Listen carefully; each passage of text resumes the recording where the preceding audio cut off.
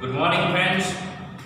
આજે lesson number 8 જેનું નામ છે પુસ્તક દિલો જહાન દોસ્ત, જેના લેખક શ્રી છે મોહમ્મદ માકડ.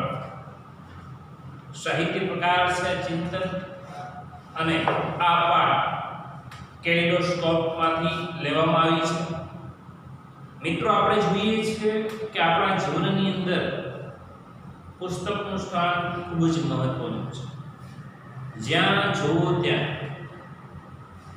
ટ્રેનમાં સફર કરતા હોય, ઘરમાં હોય, ઘરની બહાર કોઈ એકાંત સ્થળે હોય, કોઈ પણ જગ્યાએ કોઈ વ્યક્તિ છે જેલની અંદર પોતાની સજા કાટતો હોય, એ વ્યક્તિ પણ એમ કહી શકાય છે કે પુસ્તક એનો એક દોસ્ત બને છે. પુસ્તકના સહારે એ વ્યક્તિ પોતાનો સમયગાળો, પોતાનું એમ કહેવાય છે કે જ્ઞાન સાથે ગમત મેળવી શકે છે. પુસ્તક એક એવો દોસ્ત છે જે આપણને એકલતા સાલતો નથી, એકલતા આપતો નથી. જ્યાંથી શરૂ કરીએ છીએ ત્યાંથી એને શરૂ કરી શકાય છે.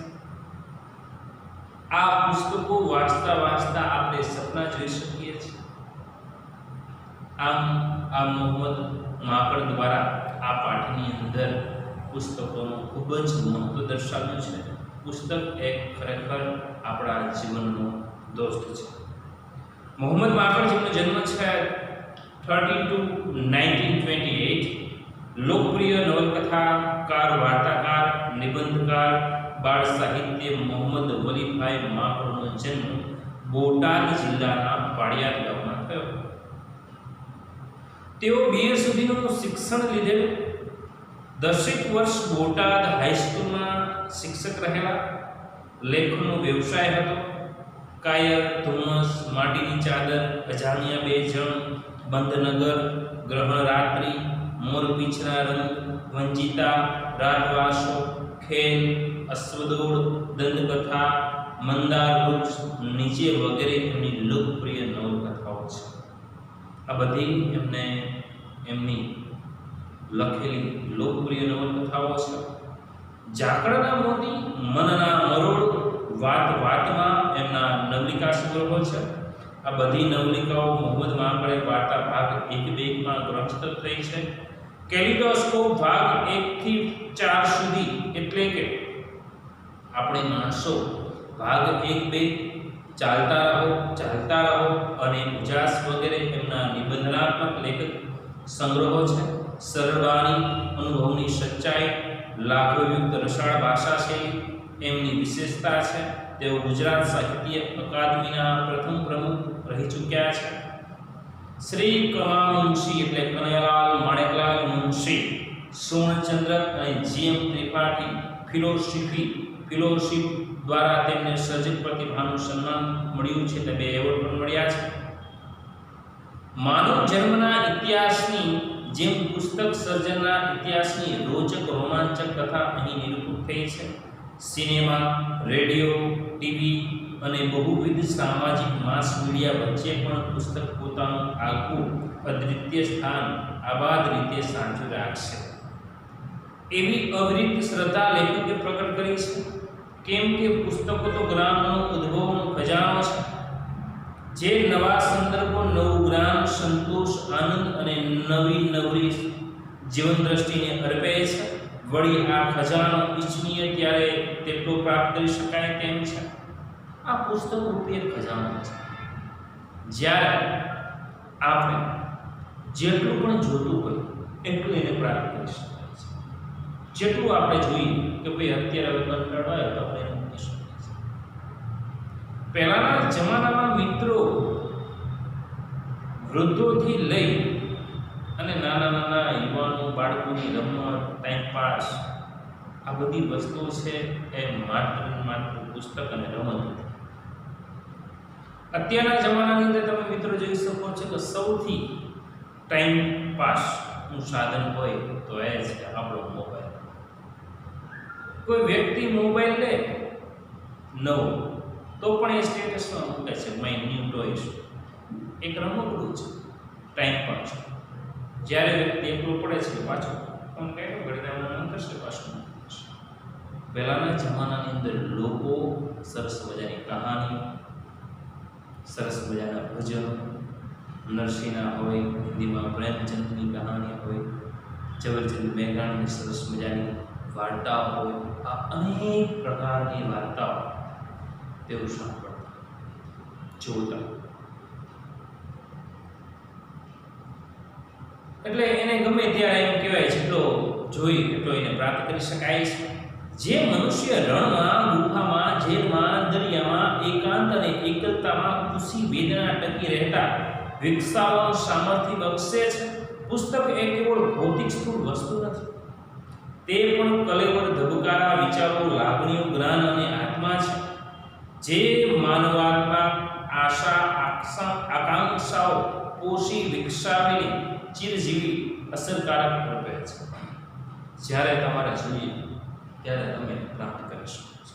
જ્યારે તમારે એને વાંચવાની શરૂઆત કરવી હોય ત્યાંથી તમે એને શરૂઆત કરી શકો છો. રણમાં, ગુફામાં, દરિયામાં, જેલમાં, ઘરમાં, ગમે ત્યાં પુસ્તક આપણું દિલોજાન દોસ્ત બને છે, આપણું મિત્ર બને છે. એના દ્વારા આપણે એને જોઈ શકાય છે, વાંચી શકાય છે, સમજી શકાય છે. પાઠની શરૂઆત કરીશ, બરાબર ધ્યાન આપશો. મોહમ્મદ માકડ કહે છે કે ભાઈ પુસ્તક વિશે થોડું લખવાની ઈચ્છા થાય છે, પણ ઈચ્છા થાય છે ત્યારે કદાચ થોડું લખવાનું શક્ય નહીં બને. પુસ્તક શબ્દ યાદ આવતા જ એટલા બધા વિચારો ઉભરાવા માંડે કે વાંચવું, જાણવું, અનુભવેલું એટલે બધું યાદ આવવા માંડે છે કે થોડું લખવાથી કદાચ સંતોષ નહીં થાય. એટલે બીજી વાત એ પણ છે કે ગમે તેટલું લખીશ પણ સંતોષ નહીં થાય. પ્રશ્ન પૂછાશે મિત્રો, બરાબર યાદ રાખજો કે લેખકને શેનાથી સંતોષ નથી? તો લેખકને થોડું લખવાથી સંતોષ. પુસ્તક થોડુંક વાંચીશ તો પણ સંતોષ નહીં થાય. પુસ્તક વિશે વાત કરીશ અને પુસ્તક વિશે કંઈક લખવા ચાહું તો થોડી લખવાની પણ મને ઈચ્છા નથી. પુસ્તક આધુનિક માનવીને આનંદ આપનાર કદાચ સૌથી મોટું, સૌથી ઉમદા, સૌથી શિષ્ટ સાધન છે. તેનો આનંદ અનેરો છે. ઉંમર ખ્યામે એની મસ્તીમાં લખેલું છે. પુસ્તક છે એ આધુનિક આ જમાનાની અંદર સૌથી જો આનંદ આપે. જો પુસ્તક વાંચતા વાંચતા સુખે ઉપજે છે, પુસ્તક વાંચતા વાંચતા દુઃખે ઉપજે છે. આપણે સુખી ઉપજીએ છીએ ને આપણે દુઃખી પણ થઈએ છીએ. અને આધુનિક જમાનાની અંદર આનંદ આપતું હોય તો આ આપણું પુસ્તક છે. જે મહાન ગ્રંથોની વાત કરીએ, રામાયણ વાંચો, મહાભારત વાંચો, ગીતા વાંચો, આ બધા અધ્યયનો કરો. એક વસ્તુ પર એમ કહેવાય કે જ્યાં હાસ્ય છે, જ્યાં શૌર્ય રંગ છે, વીરતાનો રંગ છે, જ્યાં હાસ્ય છે ત્યાં રુદન છે, કરુણ છે. આવા રસો છે એ આ પુસ્તકમાંથી મળે છે.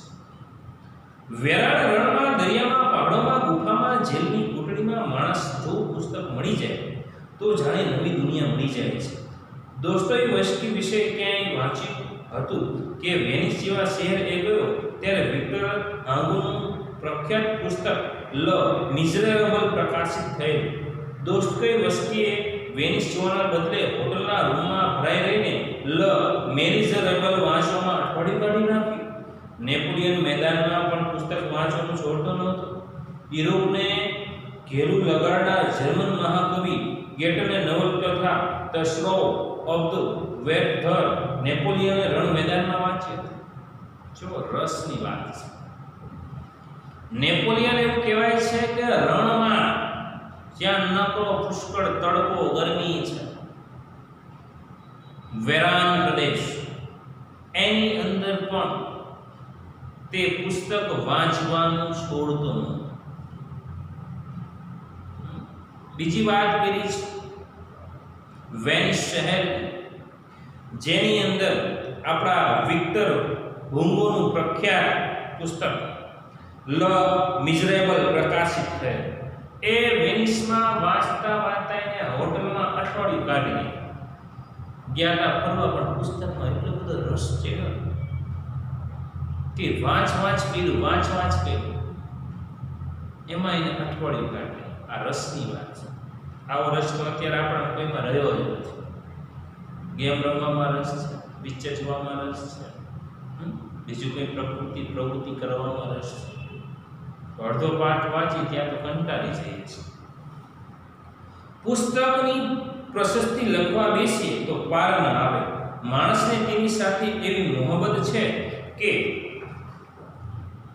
સાથે તે હસે છે, રડે છે, ઉદાસ થાય છે, આનંદ પામે છે.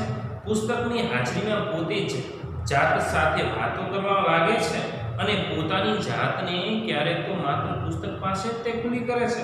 પુસ્તક આધુનિક માનવી માટે દિલોજાન દોસ્ત છે. હવે પુસ્તક વાંચતા સાથે સાથે એમ કહીશું કે એટલું બધું આધુનિક જમાનાની અંદર દોસ્ત છે કે એને વાંચતા વાંચતા આપણે આનંદ મેળવીએ છીએ. એની વાંચતા સાથે આપણે કરુણ રસ થઈ જાય છે, રડી જઈએ છીએ. ક્યારેક વાંચતા આપણે હસવા પણ મળીએ છીએ. ક્યારેક વાંચતા આપણે કરુણ પણ થઈ જઈએ છીએ. આ બધું છે વાંચતા પુસ્તક સાથે આપણે પ્રક્રિયા કરીએ છીએ. આ અંગ્રેજી લોકગીત માણસના પુસ્તક સાથેના સંબંધો અને તેની ઉમળકાઓની વાત કરે છે. એક પ્રજા તરીકે આપણે ગુજરાતીઓ પુસ્તક સાથે પ્રેમ કરવાનું બહુ મોડું શરૂ કર્યું છે. એટલે આપણી પાસે આપણા કહી શકાય તેટલા સારા પુસ્તકો ગણ્યા ગાંઠ્યા છે. ગુજરાતીઓને વેપારમાં પૈસાના હિસાબમાં રસ વિશે રહ્યો છે. ગુજરાતીઓ ચોપડી કરતાં ચોપડાને વિશેષ ચાહે છે. એટલું જ નહીં, તેનું પૂજન ચોપડા પૂજન પણ બહુ અદબથી કરે છે. ચોપડી વસાવવામાં અને વાંચવામાં કશું દેવું પડે છે. ગુજરાતીઓને લેવામાં વિશેષ રસ પડે છે. એટલે જ ચોપડો તેમને વધુ પ્રિય રહ્યો છે. છતાં ગુજરાતીઓ પુસ્તકના પ્રેમીઓ નથી એવું નથી. જે છે તે કદાચ બહુ ઉગ્ર અને ઉત્કૃષ્ટ છે. હવે આપણી ગુજરાતીઓની વાત કરીએ તો આપણે ગુજરાતીઓને છે એ બહુ ઓછો રસ છે પુસ્તક. આપણને ચોપડામાં વધારે રસ, હિસાબ કિતાબમાં વધારે રસ, પૈસામાં વધારે રસ છે, વેપારમાં વધારે રસ છે, ધંધામાં વધારે રસ છે. અને કદાચ એવું કહેવાય છે કે આપણા ગુજરાતીઓ કદાચ મોડા વાંચવાનું શરૂ કર્યું છે અને એટલે જ આપણા ગુજરાતીઓને બહુ ઓછા ચોપડા જોવા મળે છે. કેનેડાના એક પ્રોફેસરે માર્શલ મેક લુહાન કહ્યા છે કે થોડા વર્ષ પછી માણસ તેની પુસ્તક વાંચવાની ટેવ છોડી દેશે, કારણ કે સિનેમા, રેડિયો, ટેલિવિઝન જેવા માસ મીડિયાના સાધનોથી તેને પુસ્તક કરતાં ઓછા સમયમાં વધારે આનંદ અને વધારે માહિતી આપી શકે છે. યુરોપ અને અમેરિકામાં બીજા પણ ઘણા માણસો આવું જ માને છે. ત્યારે વિચાર થાય છે કે પુસ્તક વિનાની દુનિયા કેવી હશે. કેનેડાના એક પ્રોફેસર છે મહાન, માર્શલ મેક લુહાન. એ માર્શલ મેક લુહાન એવું કહે છે કે એક સમય એવો આવશે કે પુસ્તક છે ને લુપ્ત થઈ જશે. અત્યારે ઘણી બધી સ્કૂલો તમે જોયો છો વિધાઉટ ટેક્સ્ટ બુક અભ્યાસક્રમ થઈ ગયો છે. નાના ચિલ્ડ્રન બાળકને અમદાવાદની અંદર જે લાખ રૂપિયા ફી છે, લંચ બોક્સ પણ સાથે નહીં લઈ જાવ. બધું કોમ્પ્યુટર ને લેપટોપ અને આની ઉપર મોબાઈલ ઉપર હવે આપણે આવી ગયા છે અત્યારે જે ભણી રહ્યા છે. પણ એવું વિચાર કરે છે કે જ્યારે પુસ્તક છે એ લુપ્ત થઈ જશે, પુસ્તકનું અસ્તિત્વ કદાચ નહીં રહે, ત્યારે દુનિયા કેવી હશે. આજકાલ માણસને ખરેખર વાંચવું નથી ગમતું, પોતાનું ભણવાનું વાંચવું નથી ગમતું. અખબાર, છાપા કે કોઈ સરસ મજાના મહાન લેખકો કે કવિઓના પુસ્તકોની વાત અલગ છે. પણ ખરેખર દિલોજાન દોસ્ત એ પુસ્તક હતું. પહેલાના કવિઓ, પહેલાના લેખકો, પહેલાની સ્ટોરીઓ લોકો વાંચતા. દાદા હોય કે દાદીમાં હોય એમની પાસેથી આપણે સ્ટોરી સાંભળતા, દાદા એક વાર્તા કહો, દાદીમાં એક વાર્તા કહો. આજની જનરેશનને એક વાર્તા નથી આવડતી. આવનારી પેઢીને શું કહેશે? મને એ ક્યારેક ક્યારેક એવું થાય છે કે આવનારી પેઢી આપણી પાસે કંઈક અપેક્ષા રાખશે તો આપણે શું કહીશું? અત્યારે તો જન્મતા વેત બાળકને મોબાઈલ પકડાઈ દેવામાં આવે છે. જે જોઈએ એમ કહેવાય કે દુનિયાની કોઈ પણ વસ્તુ. આજે આ સંગીત, સિનેમા, ટેલિવિઝન દ્વારા ટૂંક સમયમાં, ઓછા સમયમાં વધારે જ્ઞાન મેળવી શકાય છે, જેના કારણે આજે આ પુસ્તક વાંચવું ગમતું નથી. માણસ શિકાર કરતો હતો, હોંકારા પડકારા કરતો હતો, નાચતો હતો, બહાદુરીના નારા લગાવતો હતો, ખેતી કરતો હતો, ગીતો ગાતો હતો, એકાંતમાં જઈને ધ્યાન કરતો હતો, પોતાને મળેલું જ્ઞાન બીજાને આપવા માટે ઉત્સુક થઈ જતો હતો. ત્યારે તેની પાસે પુસ્તક નહોતું. પુસ્તક વિનાની એ દુનિયામાં થોડા નારાઓ હતા, થોડું સંગીત હતું, થોડા શ્લોકો હતા, થોડા મંત્રો હતા, પણ બધાને પોતાના કિસ્સામાં સંભળી શકે તેવી કોઈ ચીજ નહોતી. માણસને અકળામણ હતી, પણ તેના રહસ્ય, તેના હૃદયની ઉર્મિઓને કાયમ માટે ધબકતા રાખીને સંભળી શકે તેવા કોઈ વસ્તુ તેને હાથ લાગતી નહોતી. માણસની એવી સદીઓની અકળામણ, ઉત્કૃષ્ટતા, ઝંખના પરિણામ રૂપે પુસ્તક જ જન્મ થયો. માણસ પેલા શિકાર કરતો, હોંકારા પડકારા કરતો, બહાદુરીના નારા લગાવતો, આ કરતો તે, ત્યારે એને અજ્ઞાન, પુસ્તક રૂપી કોઈ પણ પ્રકારનું એમની પાસે જ્ઞાન નહોતું, અભણ. છતાં બધી વસ્તુઓને સંગ્રહીને ખિસ્સામાં રાખતો, જરૂર પડે ત્યારે વાંચતો. એ પુસ્તક નામની વસ્તુ જો ભવિષ્યમાં નહીં હોય ત્યારે માણસ પાસે કદાચ કેટલું નહીં. મોહમ્મદ માકડે એવું કહે છે, જેથી પુસ્તકનું અસ્તિત્વ નહીં હોય તેની માણસ પાસે ઘણી બધી વસ્તુઓ પણ નહીં હોય. પુસ્તક એક વિસ્મયકારક વસ્તુ છે. તેની ભૌતિક શરીર હોય છે અને તેને આત્મા પણ હોય છે. કલેવર, વિચારો, લાગણીઓ, ધબકારા, જ્ઞાન, માહિતી કેટલું સંયોજિત થઈને તેમાંથી પુસ્તક બને છે. તેની સાથે તમે વાતો કરી શકો છો, તેની સાથે હસી શકો છો, રડી શકો છો, સફર કરી શકો છો, દરિયા પાર કરી શકો છો, અવકાશમાં, ધરતીમાં, ઊંડાણમાં ઈચ્છા પડે ત્યાં જઈ શકો છો. પુસ્તક એક જાદુઈ દીવો છે. અંડરલાઈન કરજો. પુસ્તક શું છે? આપણી માટે જાદુઈ દીવો છે.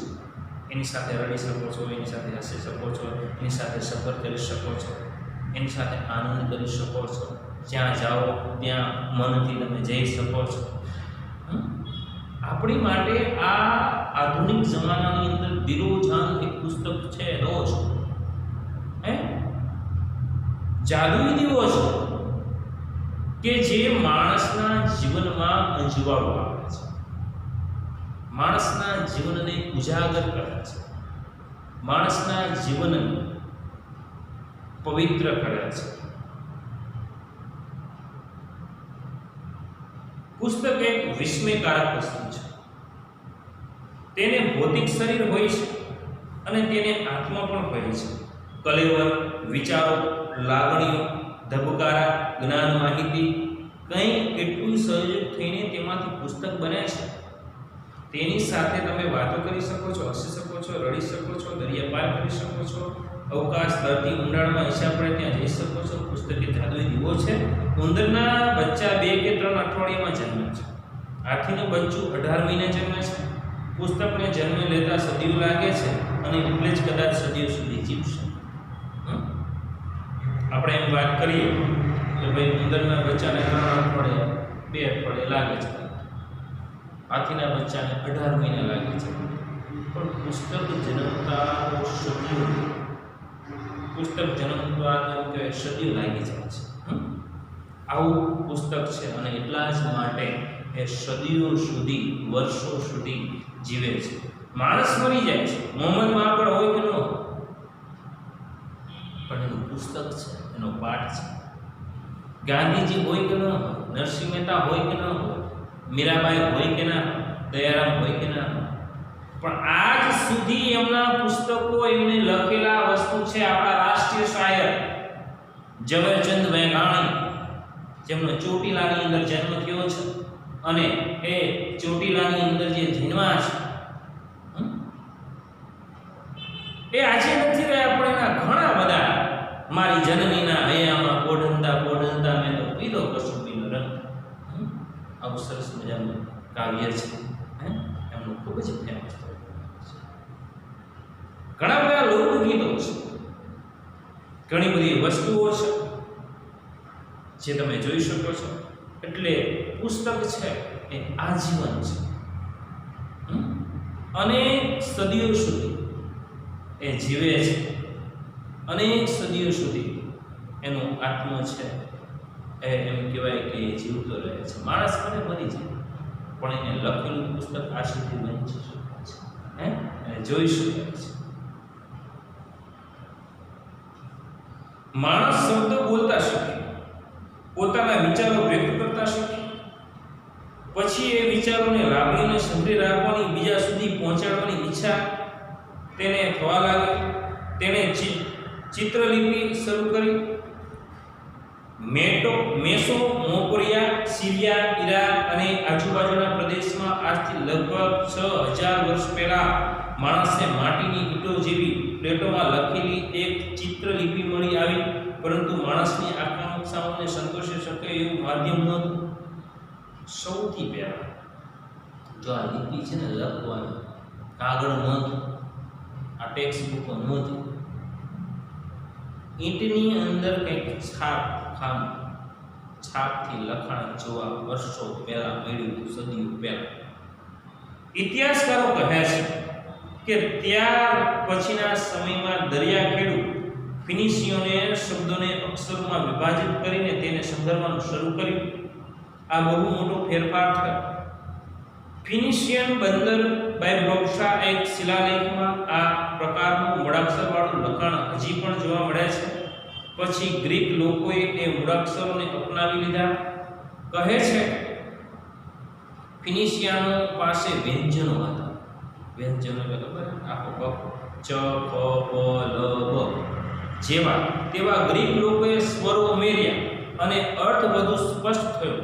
ચોખા પાલી બે અલબત્ત કાના માતર આ રીતે તો ઘણી મોડી અમલમાં આવી શકે તે જ સર્વોત્તમ છે. હવે કહેવાનો મતલબ, કહેવાની વસ્તુ એ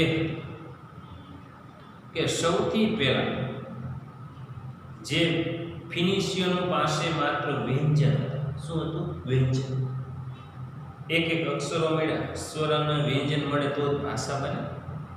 ખાલી ક ક ચ ક પ થી કકાથી ભાષા બનતી નથી. હવે ભાષાનો વિકાસ બહુ ઝડપથી થઈ રહ્યો. તમે જોવો છો કે ઘણા બધા દેશોની અંદર ઘણી બધી એવી બધી ભાષાઓ છે કે જેને હજી 100 વર્ષ માન થયા છે ભાષાનો વિકાસ, તો પણ એટલી બધી વિકસિત થઈ ગઈ છે.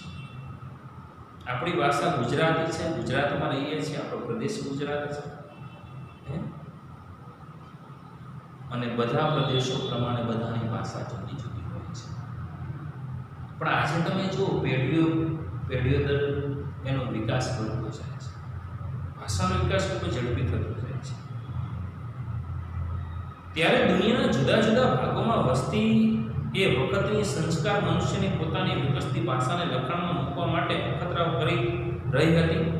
માટીની ટેબ્લેટ્સ, શિલાલેખો, ભિત્તિચિત્રો, ઝાડની છાલ, મીણ શોધખોળ ચાલુ હતી. લગભગ 4500 વર્ષ પહેલા મિસરવાસીઓ, ઇજિપ્ત રહેવાસીઓએ એક નવી વસ્તુ શોધીને લેખકની બાબતમાં ક્રાંતિકારી ફેરફાર કર્યો. નાઇલના પડદુ પ્રદેશમાં થતા પેપિરસ નામના છોડમાંથી તેમને લખી શકાય તેવો ચપટો પદાર્થ બનાવ્યો.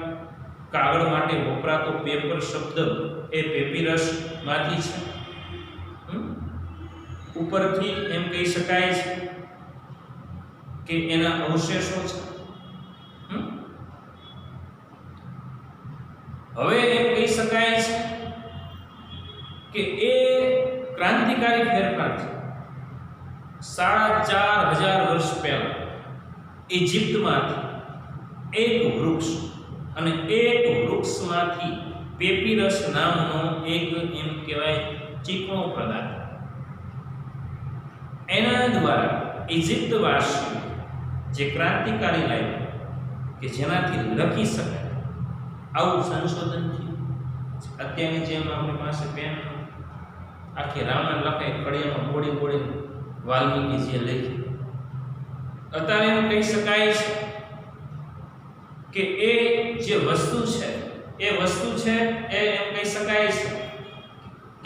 એમ કહી શકાય કે એ વસ્તુ છે ઇજિપ્ત નામની વસ્તુ છે. ઇજિપ્ત નામના શહેરમાં ઇજિપ્ત નામના લોકોએ એક ક્રાંતિકારી ફેરફાર કર્યો, અને એમ કહેવાય છે કે એ પેપિરસ નામના છોડમાંથી લખી શકાય તેવો ચપટો પદાર્થ બનાવ્યો. કાગળ માટે વપરાતો પેપર શબ્દ એ પેપિરસ ઉપરથી આવ્યા હોવાનું કહેવાય છે. પેપિરસ શબ્દ છે એ એમ કહેવાય કે ઝાડમાંથી જે પદાર્થ છે ચીકણો એની ઉપરથી બન્યું છે. પેપિરસ ઉપર લખાણ લખીને તેને ગૂંચડું વાળીને એ ગૂંચડા સાચવી રાખવા આવતા આપણા જૂના ટીપણા અને જૂના દસ્તાવેજો અવશેષો છે. આ ગૂંચડા એક છેડે ગોળ લાકડી રહેતી અને ધીમે ધીમે ઉખેડીને વાંચવામાં આવતું. એમાં ઘણી કડાકૂટ હતી, છતાં વર્ષો સુધી આ પદ્ધતિ અમલમાં રહી. ઈસુની પહેલી સદીમાં એક્ઝિયમ શાહીનું પુસ્તકને નામ પામ્યું. તેમાં આવા 7 લાખ ગૂંચડાઓ વિતરાઓ હતા. એ વાત ઉપરથી વ્યાપક ખ્યાલ આવી છે, અને એમ કહી શકાય છે કે પેપિરસ માંથી જે શબ્દ છે એ શબ્દમાંથી આ એક ચપટો પદાર્થ એમ કહેવાય કે બહાર આવ્યો, અને એ ચપટા પદાર્થમાંથી લખી શકાય. પેપિરસના વીંટળાયેલા ઉપર લખાણ હતું, ત્યારે બીજી તરફ એશિયાના માઇનો પર કેટલાક લૈયાઓ માટે વાછરડા, ઘેટા, બકરા, કમાવેલા ચામડાના વૃક્ષો કરતા હતા. પ્રાચમેન તરીકે ઓળખાતી આ સમગ્ર પેપિરસ કરતાં વધુ ટકાઉ અને શાંતિપૂર્ણ હતી. તેનો ઉપયોગ દિન પ્રતિદિન વધવા લાગ્યો. હવે ધીરે ધીરે લોકો છે પેલા પાંદડા પર લખતા, અને પછી ધીરે ધીરે ચામડા ઘેટા હોય એની ઉપર લખતા હતા. આ ખરેખર આ કાગળની શોધ હતી. કાપડની અંદર ક્યારેક લખતા, જો પેલાની અંદર રામાયણ મહાભારત જો કે લગ્ન પ્રસંગની કંકોત્રી હોય તો બંને બાજુ છે એ લાકડાના એમ કહેવાય કે સરસ મજાના મઢેલા ફ્રેમ જેવું હોય ને ગોળ વારી અને ગાંઠ વારી અને એને મોગલ. આ રીતે બધું ચાલતું.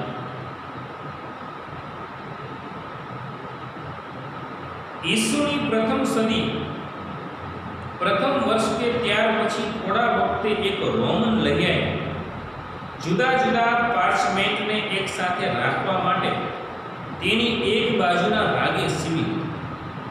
એ સીવડો ભાગ પુસ્તકને પીઠ બની, અને આ રીતે કદાચ પહેલું પુસ્તક અસ્તિત્વમાં આવ્યું. વિચાર કરો, અત્યારની જેમ જે પુસ્તકો છે એની પુસ્તકો પણ નહોતું.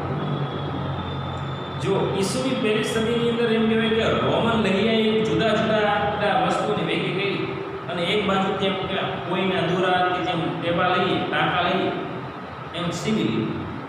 એટલે એક વસ્તુ પેજ ભેગા થઈ ગયા. સ્ટેપલર ને બધું પીનોનું બુક બાઇન્ડિંગ અત્યારે કરી છે, સરસ મજાના પરફેક્ટ પન્ના છે, કટિંગ સાથે એવું હતું. એટલે એને પહેલું પુસ્તક તૈયાર થયું છે. કહે છે કે ઈરાન અને આર્ય લોકો પણ લખાણવાળા ચામડાના ટુકડા એક સાથે પોસ્ટમાં રાખવાની આવી કલા જાણતા હતા, અને તેમાંથી જ પોસ્ટ અને પોસ્તી અને પોથી પુસ્તક નામ ઉપરથી આવે છે.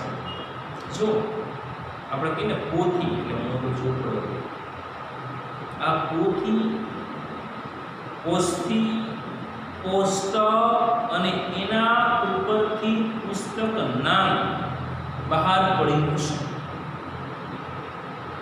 એની ઉપરથી ઉતરી આવેલો શબ્દ છે પુસ્તક, આપણે ઇંગ્લિશમાં જેને ટેક્સ્ટ કહીએ છીએ. આ રીતે બનેલું પુસ્તક પહેલા પેપિરસના વીંટળાવા આ ચોક્કસ વધુ સરળ અને અનુકૂળતા વાળું હતું. સામાન્ય માનવ જાતિ જ્યારે અંધકાર યુગમાં અથડાતી હતી ત્યારે સાધુઓ, આશ્રમવાસીઓ, પાદરીઓ, ધર્મગુરુઓ સાહુડીના ધારદાર પીછાની કલમ દ્વારા આવા પુસ્તકોમાં જ્ઞાનનો સંગ્રહ કરતા રહેતા હતા. એ દરમિયાન પુસ્તકની બાબતમાં અચાનક એક મોટી ક્રાંતિ આવી. ક્રાંતિ એટલે મોટો ફેરફાર આવ્યો. અત્યાર સુધી જુદા જુદા દેશના જુદા જુદા લોકો જુદી જુદી શોધ દ્વારા લખાણ કરતા. કોઈ કેમ ગારાની ઈંટ છે ને એમાં સીધો સિક્કો મારતા છાપ કરતા હોય એવું લખાણ તૈયાર કેમ? ત્યારબાદ ધીરે ધીરે નવી ઇજિપ્તના લોકો ક્રાંતિ આવ્યા. એક ઝાડમાંથી પેપિરસ નામનું એક સરસ મજાનો ચીકણો પદાર્થ લાવ્યા. એના દ્વારાથી લખવાનું શરૂ કર્યું. કોઈ ઘેટા બકરાના ચામડાના એ જે રૂસડા છે, જે વાળ છે, એને કાઢી એની ખાલ બનાવી એક બાજુથી સીવી લઈ એનું એમ કહેવાય કે પેલું ટેક્સ્ટ એને તૈયાર કર્યું. એમાં લખવાનું ચાલુ કર્યું. ત્યારબાદ એ અચાનક ક્રાંતિ આવી અને ક્રાંતિમાં જોઈએ એ દરમિયાન પુસ્તક બાબતમાં અચાનક એક મોટી ક્રાંતિ આવી. ચીનમાં એ વખતે રેશમના વીંટળાઓમાં લખવાનો રિવાજ હતો. ત્યાં સાઈ લુન નામના એક ગૃહસ્થ આ રેશમનો દુરુપયોગ થાય તે વાત ઊંચી કહે છે કે તેણે હોટી નામના ચીનના શહેનશાહ પાસેથી જઈને રેશમ કરતાં અનેક ગણી સસ્તી અને છતાં વધુ સારી સામગ્રી તૈયાર કરી આપવાની ઈચ્છા પ્રગટ કરી. શહેનશાહે તેને છૂટ આપી અને તારશાહી દિવસે ચિત્રા ઝાડની છાલ, માછલા પકડવાની તૂટી ગયેલી ઝાડી જેવા કચરાને પલાળીને એને છૂંદીને તેનો માવો તૈયાર કરી અને ટીપીને તેમાંથી કાગળ ફર બચડાવાળા પૂઠા જેવો તૈયાર થયો. આમ ઈસવીસન 105 ના અરસામાં એટલે એના સમયમાં પુસ્તકની કથામાં કાગળ દાખલ થયો. આ એક અદ્ભુત ક્રાંતિકારી દુર્ગામી પરિણામો નિર્જમાની શોધ હતી અને 500-600 વર્ષ સુધી તેના રહસ્યની ખબર ચીન અને તેના આડોશી પાડોશી દેશોને હતી નહીં. કાગળ માટે મધ્ય પૂર્વ અને દક્ષિણ યુરોપના બધા જ સંસ્કૃત દેશો હોશિયાર એટલે એના વગરના હતા એમ. ત્યાર પછી એક કાગળ બનાવનાર ચીનો આરબ લોકોના હાથમાં પકડાઈ ગયો અને પરિણામે કાગળનો સફેદ જાદુ બધા દેશોમાં ઝડપથી ફેલાઈ ગયો. ત્યાર પછી સૌથી મોટી ક્રાંતિકારી અને એ સૌથી મોટી ક્રાંતિકારી એટલે સફેદ ક્રાંતિ એટલે કાગળની ક્રાંતિ. એક ચીનીએ શોધ કરી પહેલા કાગળ. એ પેલા રેશમમાં લખતા હતા ને એ સૌથી મોંઘું પડે. ત્યારે એક ચીને આરબમાં આવીને કીધું કે ભાઈ આ રેશમ કરતા જે કાગળ જે માછલી પકડવાની જાળી છે, કચરો છે, ચૂંદરું છે, એમ કહેવાય કે રેશમના બધા ચિત્રા, ઝાડની છાલ આ બધાને ખાંડી અને ચૂંદો બને પછી એને ઢાળી દીધું. એટલે એ જાડા પૂઠા જેવું બન્યું. શું બન્યું? જાડા પૂઠા.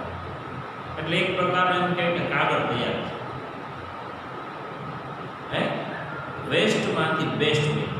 જે વસ્તુ છે તમે સાલ છે, ચૂંદો છે, કાગળના પત્તા છે, ખરેખર આ જે મિત્રો બને છે આ વૃક્ષમાંથી બને છે. વૃક્ષોનું એટલું કટિંગ થાય છે. ક્યારેક ક્યારેક તમે જોજો ગાય કે ઢોર કે ભેંસ કાગળ ખાઈ જતું હોય છે. કાગળ તમે કદાચ ખાઈ જાઓ તો એનાથી કંઈ નુકસાન થતું નથી. કાગળ છે એક વનસ્પતિનો ભાગ છે. અને આમ સર્વપ્રથમ ચીની લોકોએ શોધ કરી. એમાં એકવાર એવું કહેવાય છે કે મધ્ય પૂર્વ દક્ષિણ યુરોપમાં બધા દેશો હતા આજુબાજુના વિચાર હોશિયાર. ચીન છે એ આજુબાજુના દેશોને ખબર પડવા નહોતી દીધી કે અમે કાગળની શોધ કરી દીધી છે. આજુબાજુના દેશો છે તમામ છે હોશિયાર. એમાં એક દિવસ આરબના લોકોના હાથમાં ચીનો પકડી ચીની હાથમાં આવી અને એના દ્વારા વિશ્વમાં આવ્યો અને તેને બતાવ્યું કે કાગળની શોધ આ રીતે કરી, આ રીતે કાગળ બનાવાય. આમ પછી સારા વિશ્વમાં, આખા વિશ્વમાં કાગળની એમ કહેવાય શોધ થઈ. જેવું કાગળ બાબતમાં બન્યું એવું જ કલમ બાબતમાં.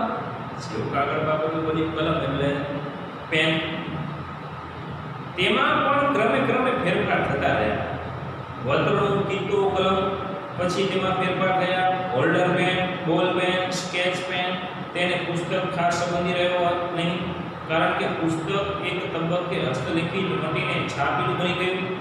આવા છાપેલા પુસ્તકો માટે પ્રિન્ટિંગ પ્રેસ કરવાનું માટે જોહાન ગુડબર્ગ નામના એક જર્મન ફાળે જાય છે. ગુડબર્ગ શોધેલ ટાઈપ અને પ્રેસ આજના જેવા નહોતા, છતાં તેની શોધથી પુસ્તક સારા લહિયાઓના હાથમાંથી સીધું યંત્ર ઉપર ચાલી ગયું. કહે છે કે બાઇબલની 190 નકલ છાપતા ગુટનબર્ગને 3 વર્ષ લાગ્યા. વિચાર કરો. પછી પેનની શોધ.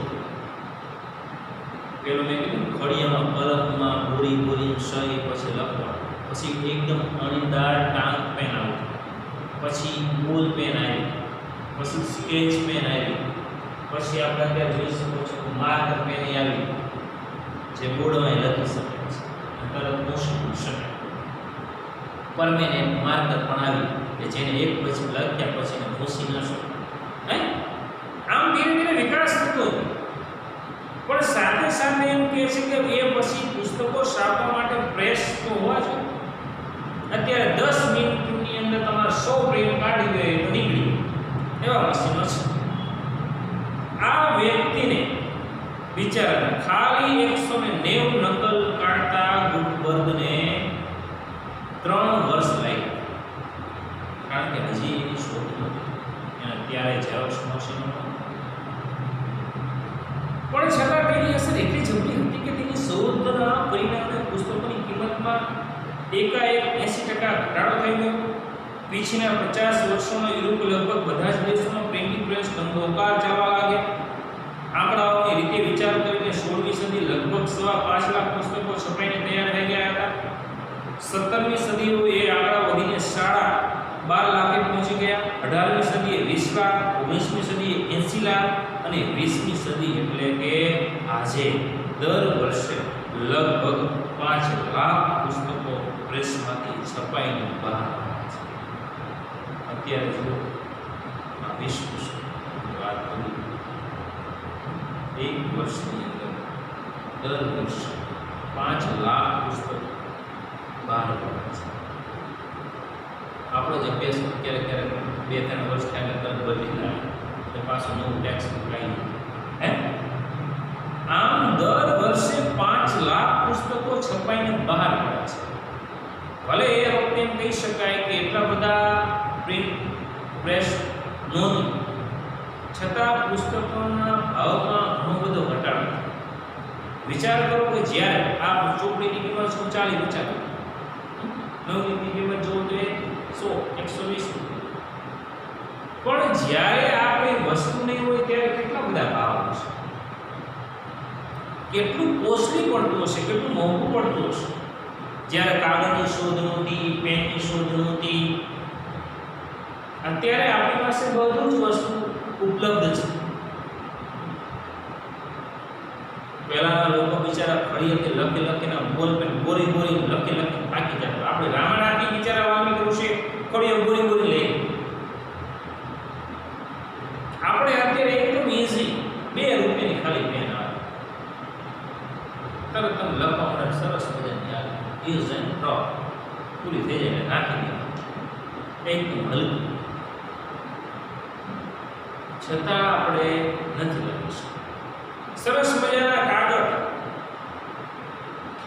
પેપરના તમે જુઓ, તમારા ફૂલ સ્કેપ જુઓ, જાડા જેવા પૈસા ખર્ચો. તો લોકો છે આજના જમાનામાં, આધુનિક જમાનાની અંદર એને કહી શકાય છે કે યુઝ કરી શકતા નથી. પણ પુસ્તક છે એ આપણો હંમેશા દિલોજાન દોસ્ત રહે છે. ગામે ગામ અને ઘરે ઘરે ફેલાઈ ગયેલા મનુષ્ય આ મિત્ર શું ખરેખર અમુક વર્ષો પછી નાશ પામશે. શિકાર જતા તીરોનું મહત્વ ન રહ્યું, ટ્રેક્ટર આવતા ઉદાડી કે હરનું મહત્વતા ઘટી ગઈ. એમ ભવિષ્યથી ઝડપી દુનિયામાં રેડિયો, ટેલિવિઝન અને એથી પણ નવા કોક ઇલેક્ટ્રોનિક સાધનો માટે પુસ્તક હારી જશે. માણસને જ્ઞાન વિજ્ઞાન માટે, આનંદ અને આરામ માટે પુસ્તકની જરૂર નહીં રહે. હવે તમે જોઈ શકો છો કે અત્યારે આધુનિક જમાનાની અંદર પેલા લોકો છે મજૂરો કામ કરતા, ત્રેકમથી, કોદાળીથી, હળથી ખેતી કરતા, બળદથી ખેતી કરતા. પણ જો મિત્રો ટ્રેક્ટરો આવી જતા આજે લોકો કોઈ બળદ કે ક્યાંય જોવા મળતા નથી. અમુક ગામડાઓ છે લોકો ટ્રેક્ટરથી ખેતી કરતા. લોકો પેલા છે કોદાળીથી, ત્રેકમથી ખોદકામ કરતા, પાયાદાર મકાન બનાવવા. અત્યારે જીસીબી આવી, જે વ્યક્તિ 2 દિવસ ખોદતા થાય એને અડધી કલાક વિચાર. એટલે કદાચ એવું લાગે છે કે આજની પેઢી દર પેઢી વર્ષો પછી શું પુસ્તકનું અસ્તિત્વ નહીં હોય અને પુસ્તક વિનાની એ દુનિયા કેવી હશે, ભવિષ્યની દુનિયા કેવી હશે તે આપણે જાણતા નથી. પણ અત્યારના સિનેમા, રેડિયો, ટીવી કે અન્ય ઇલેક્ટ્રોનિક સાધનો સામે પુસ્તક હારી જાય અને લુપ્ત થઈ જાય એમ લાગતું નથી. રેડિયો, સિનેમા કે કોઈ બીજી વસ્તુનો તમને આનંદ આપી શકે છે, માહિતી આપી શકે છે, પણ પુસ્તકનો આનંદ અને પુસ્તકમાંથી મળતું જ્ઞાન એક અનોખી પોતાની વિશિષ્ટતા ધરાવે છે. પુસ્તકમાં વાંચી લખેલ પાનામાં ફેરવીને માણસ તે ફરી વાંચી શકે છે, તેનો આનંદ માણી શકે છે. વાંચનમાંથી પોતાના મનગમતા ચિત્રો તે ઊભા કરી શકે છે. એક પ્રસંગ કે માહિતી વાંચીને પોતાના જીવનમાં બનેલા કોઈ એવા કે એનાથી તદ્દન ભિન્ન એવા પ્રસંગની સ્મૃતિ માણી શકે છે. આવું આજના બીજા કોઈ સાધનમાં શક્ય નથી. પુસ્તકનો વાંચક ઈચ્છા પડે ત્યાંથી પુસ્તક વાંચી શકે છે અને વાંચવાનું બંધ પણ કરી શકે છે. એક પુસ્તકમાંથી ભિન્ન ભિન્ન સ્તરના વાચકો ભિન્ન ભિન્ન પ્રકારનો આનંદ અનુભવી શકે છે. તે જ રીતે એક જ માણસ તેની જુદી જુદી મન સ્થિતિ એક જ પુસ્તકમાંથી જુદા જ પ્રકારનો આનંદ કે જ્ઞાન મેળવી શકે છે. કેટલાક પુસ્તકો એવી ખાણો જેવા હોય છે કે જેમાંથી દરેક વાંચન વખતે નવા અર્થ, નવો સંદર્ભ, નવું જ્ઞાન, નવો આનંદ, નવો સંતોષ મળે છે. હવે મિત્રો ભવિષ્યની દુનિયા કેવી હશે એ આપણે જાણતા નથી, પણ ભલે લોકો બધા કહેતા હોય કે પુસ્તક લુપ્ત થઈ જશે, પણ એવું કહી શકાય છે પુસ્તક આજીવન આપણું દોસ્ત રહેશે. અત્યારના જમાનામાં સિનેમા, ટેલિવિઝનો, મોબાઈલ, કોમ્પ્યુટર, નેટ, ગૂગલ આટલો આવવા છતાં પણ હજી પુસ્તક લુપ્ત નહીં. ગમે એટલું છે પણ પુસ્તક સિવાય આપણે ભણી શકવાના નથી. ગમે એટલું આપણે ઓનલાઈન આપ્યું પણ અહીંયા તમે હાજર વસ્તુ દેશો સ્વાભાવિક વાત છે. ગમે એટલું આપણે તમને ખબર ટીવીમાં તમે સમાચાર જોવો છો છતાં આપણે છાપું ઘરે બંધાઈએ છીએ. કારણ કે આપણે જ્યાંથી વાંચવું હોય, જ્યારે વાંચવું હોય, જ્યાંથી શરૂ કરવું હોય ત્યાંથી આપણે કરી શકીએ છીએ. એટલે પુસ્તક લુપ્ત થવું બહુ અસર છે. ગમે એ વસ્તુ આપણે ભૂલી જાય તો એ પાછું આપણે પુસ્તકથી ઝડપી જોઈ શકીએ છીએ. મોબાઈલમાં બધી વસ્તુઓ છે, આ કેટલામો પાઠ છે જોવા માટે આપણે ટી સ્કૂલ ચાલુ કરી, વિડીયો કરી, ડાયરેક્ટ પુસ્તકથી આપણે જોઈ લઈએ તો ઘણો ફેર પડશે. એટલે પુસ્તક એમ લુપ્ત થઈ રહ્યું છે. આવી સદાબહાર ચીજો અત્યારે તો બીજી કોઈ શોધાય નથી અને ભવિષ્યમાં પણ વર્ષો સુધી કદાચ શોધાશે નહીં. આનંદ અને જ્ઞાન બીજા માધ્યમોના વપરાશ માટે થતી જથ્થાબંધ ચીજો જેવા છે. પુસ્તકો જ માત્ર એકાંકી માનવીનો સાચો સાથીદાર છે અને હજી કદાચ સદીઓ સુધી રહેશે. વિદ્વાન જોશીદાર કેનાન્કે સાચું જ કહ્યું છે કે દીવાની પાસે એકલા બેઠા હોય અને સાથે પુસ્તક હોય એના જેવું આનંદ દુનિયામાં એક કરે. વાત સાચી છે કે મિત્રો પુસ્તક એ જ સાચો આપણો દિલો જાણ દોસ્ત છે. એકાંત હોય દીવો બળતો હોય અને એ દીવાના અંજવાળે આપણી પાસે એક સરસ મજાનું પુસ્તક હોય, તો એથી આનંદ આ દુનિયામાં બીજો કશો જ નથી. ગમે એટલો દુનિયા આગળ વધતી જાય, ગમે એટલા આપણે આગળ વધતા જઈએ, આધુનિક જમાનો ખૂબ જ આગળ વધતો જાય છે. ટેલિવિઝન, મીડિયા, કોમ્પ્યુટર, મોબાઈલ્સ આવી અનેક પ્રકારની સુવિધાઓ ઉપલબ્ધ હોવા છતાં પુસ્તક વગર ચાલતું નથી, બુક વગર ચાલતું નથી. આ વસ્તુ છે એ આજીવન ચાલનારી છે.